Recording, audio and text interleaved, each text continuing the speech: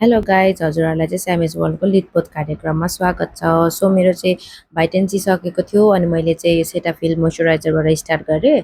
सुरुमा मजाले लिटपोत गरिसकेँ एन्ड देन त्यो अलिक सुकेपछि चाहिँ मैले यो डट एन्ड कीको टिन्टेड सनस्क्रिन लगाउँछु नि त। एन्ड त्यो लगाउँदै थिएँ एन्ड मलाई चाहिँ कपालले ओभर डिस्टर्ब हान्यो क्या। एन्ड कपाल पुरा मजाले च्याप्दियो अरे अनि लिटपोत गर्नु थालेँ। मजाले गरेको त अनि अलिक कस्तो भुतभुत जस्तो पनि देख्यो क्या। मलाई मात्रै त्यस्तो लाग्छ कि हजुरहरूलाई पनि त्यस्तो लाग्छ है।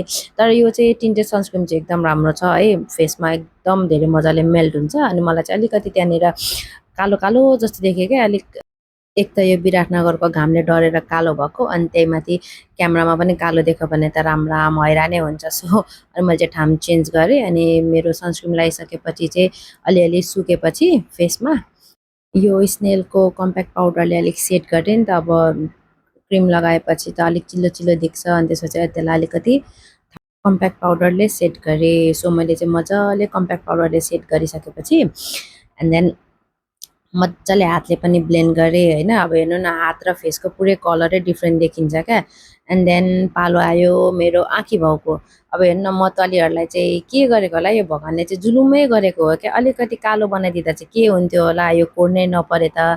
अब घरिघरि चाहिँ कोर्दा कोर्दै फेरि याक्कु जस्तो हुन्छ कि अनि कस्तो टेन्सन लाग्छ क्या। अनि सो मैले चाहिँ अब अलिकति यो कोरेँ एन्ड देन मैले चाहिँ मस्कारा यो भोल्युमको युज गर्छु नि त। यसले कस्तो राम्रो परेला सेट गर्छ क्या। एन्ड हेभी पनि देखिन्छ, कस्तो राम्रो पनि देखिन्छ है। मैले चाहिँ यो पहिलेदेखि नै युज गर्दै आएको, मलाई चाहिँ एकदम धेरै मनपर्छ।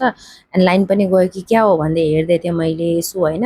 अनि त्यसपछि चाहिँ यसो यो लाली पाउडर पनि लाउनु पऱ्यो नि त। अब के गर्नु, पाहाडतिर जन्मेको भए अब नेचुरल्ली हुन्थ्यो होइन। अब तराईतिर जन्मेपछि चाहिँ अब यसो यो लिटपोत कार्यक्रमहरू चाहिँ अलिक बेसी नै गर्नुपर्दो रहेछ होइन। यस्तो लगाएको अनि अलिक बेसी नै रातो भए जस्तै लाग्यो है, बाँदर जस्तै देखेँ जस्तै लाग्यो आफूलाई।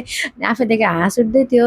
एन्ड देन मैले चाहिँ नि हातले मजाले सेट गरेँ अनि त्यसपछि चाहिँ मजाले सबैतिर हातले मजाले ब्लेन्ड गर्दै जाँदाखेरि अनि अलिकति चाहिँ ल अब चाहिँ ठिक्क मनुष्य जस्तै देखो जस्तै लाग्यो। अनि त्यसपछि चाहिँ ठिक्क भयो। एन्ड देन मेरो पालो चाहिँ आयो लिपस्टिकको।